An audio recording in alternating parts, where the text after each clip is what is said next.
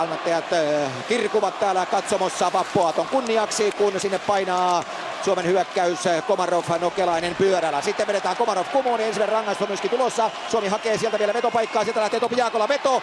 Ja siellä, katsotaan nyt sitten, siellä on kyllä sellainen veto tulee, että saapa nähdä missä se lopulta käy. Se kiekko käydäänkö katsomassa, kilahtaako se tolppaan ja kyllä puhelimessa käydään, näin on. Nimittäin se tuli niin rajusti takaisin sieltä se Jaakolan veto, että sitä käydään ensimmäistä kertaa katsomassa. Rangaistus on kuitenkin tulossa, 12.08 on erää jäljellä ja katsotaan mihin kiekko todellakin kimmahtaa. Sen verran rajusti se sieltä palaa takaisin, että se käydään nyt katsomassa. Mikä on lopullinen tilanne? Tämän ottelun päätuomaripari on Baluska Oleinin. Tässä tulee se laukaus ja tolpassa no se käy molemmissa tolpissa vielä. Onpas Jaakolan pojasta tullut tarkka poika näköjään, kun molemmissa tolpissa käy kiekko, mutta maaliin saakka se ei mene ja hetken kuluttua alkaa Suomen ylivoimapeli, mutta käykö se kokonaan viivan paremmalla puolella? Sääntö sanoo, että kiekon pitää ylittää kokonaan maalilinja.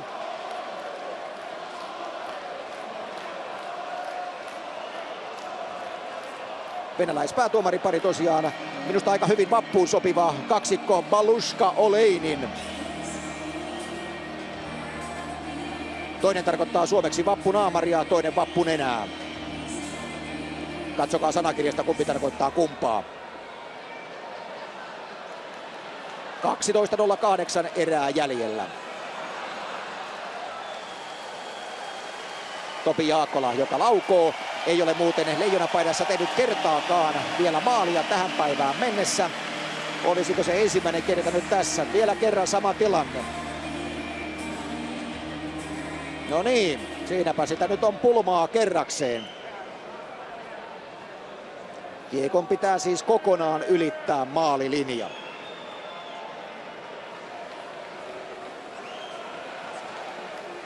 Julian Jakobsen on rangaistusaitiossa. Se tulee tästä tilanteesta, eli laitataklauksesta. Jakobsenille 2 minuuttia.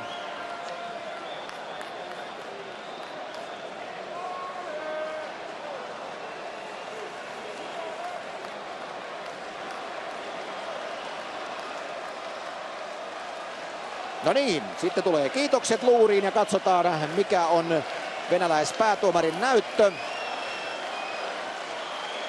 Kansa odottaa kuumissaan. Vappupallot poksuvat kotikatsomoissa ja näyttö tulee tässä. Ei maalia. Ja näin ollen Suomi pääsee pelaamaan ensimmäistä ylivoimapeliään ja Jaakolan poikaa se vähän harmittaa. Siinä se meni se ensimmäinen maali ainakin vielä toistaiseksi. Mutta hällä väliä. Nyt alkaa ylivoimapeli. Kapanen. Immonen. Välivaara jälleen hyvin. Tanskan neljön kärjet peittävät nyt Niskalan. Se on tiedossa. Sitten tulee vetopaikka ja sieltä lähtee Kuti. Sitten Välivaara lataa saman tien ja seuraava tulee Immoselle ja Immonen lyö kiekon reppuun. Jarkko Immonen lataa ylivoimalla, kun 3.57 pelattu ottelun toista erää. Suomen 1-0 johtoon ja meneehän se vihdoin ja viimein maaliin. Hyvän pyörityksen jälkeen kakkosylivoima. Ja näin ollen Suomi ottelussa 1-0 johtoon. 23-57. No tarkalleen ottaen tulee 23-38. Tuo ei pitänyt kyllä paikkaansa. Tällä pelikello näyttää nimittäin 3.57. Siitä tulee Jarkko Immosen veto vielä kertaalleen. Jarkko Immonen 78. maaottelu, 24. maajoukkueen maali. Ja Suomi johtaa ylivoimalla ottelua 1-0. Kauan sitä haettiin ja tulihan se vihdoin ja viimein. Siinä maalintekijä Jarkko ja Daniel Nielsen. Puolustajat siinä on Tanskan nelikko, joka on jäällä. Suomi jatkaa ykkösylivoimallaan. Tilaa on Sami Lepistöltä keskellä tullaan. Lepistö jättö siihen Mikko Koivulle. Mikko Koivu hyvin täyteen vauhtiin Aaltoselle. Aaltonen tulee väkisin sieltä maalin edustalta ja pistää kiekon komeasti reppuun. Sieltä pelataan loistavasti Juha-Matti Aaltosella laitaan kiekko ja Aaltonen spurttaa sieltä laidasta takatukka Hulmuten ja pistää ylivoimalla pelin 2-0. Vain 38 sekuntia ennättää rangaistus vanhentua, kun Suomi iskee ottelun 2-0. Ja jälleen ylivoima maalin tekijä Juha-Matti Aaltonen. 36-26 peliaikaa käytetty. Mikko Koivun tarkka syöttö tavoittaa Aaltosen ja Aaltonen siinä nyt vähän näköjään onneakin on mukana, kun tanskalaispelaaja siinä sohii ja soheltaa ja lopulta kiekko kimpoaa. Sitten katsotaan nyt vielä tarkemmin. Aaltonen sieltä tulee ja sinne tulee tanskalaispelaaja, tanskalaispuolustaja Daniel Nielsen, joka lykkää siitä sitten kiekon omaan reppuun. Juha-Matti Aaltoselle maali merkitään ja Suomi johtaa ottelua 2-0. 36-26 Aaltosen maajoukkueen hyvin. Kiristarkov nousee sinne karvaamaan sitten Niklas Haardin vuoro. Avaus nopeasti Nokelaiselle. Nokelainen pyörälälle. Pihlström maalin edessä. Loistosyöttö ja hieno maali! Kerta kaikkiaan hieno maali. Nokelainen pyörälä Pihlström ja peli on 3-0 ja se oli upea, näyttävä, nopea hyökkäys, joka päättyy myöskin Suomen hienoon maaliin. Ja Antti Pihlström viimeistelee maajoukkueuransa 8. maalin todella hienon hyökkäyksen päätteeksi.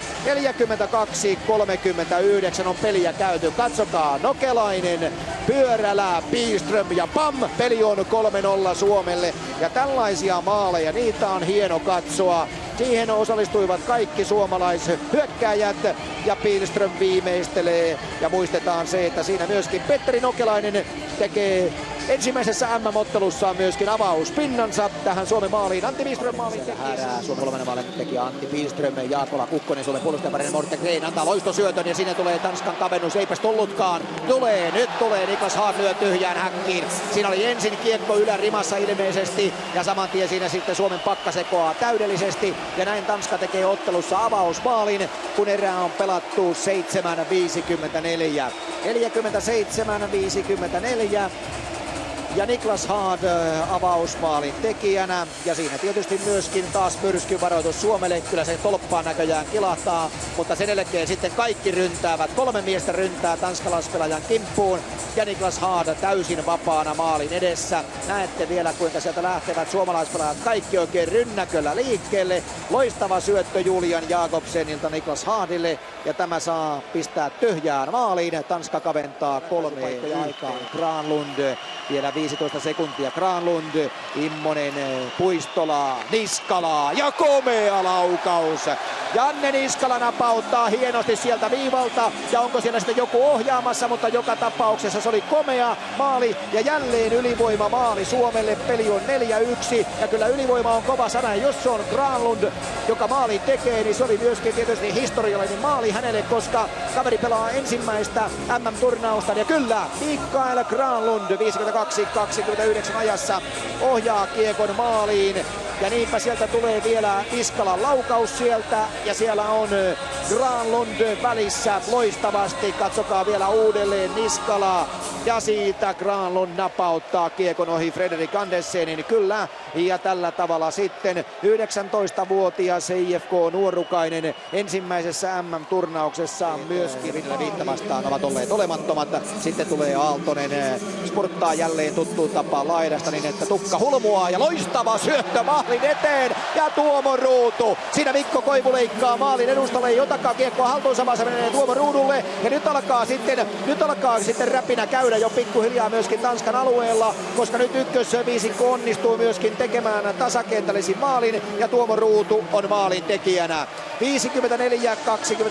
peliaikaa käytetty ja Tuomo Ruutu, ja katsokaa mitä tekee Mikko Koivu siellä. Tuomo Ruutu ottaa kiekon, pelaa sen Aaltoselle. Aaltonen ajaa sisään alueelle ja tässä tulee hieno tilanne. Mikko Koivu antaa kiekon mennä upeasti Tuomo Ruudulle ja siinä tanskalaispakka sekoaa sitten täydellisesti ja Aaltonen siitä saa syöttöpinnan.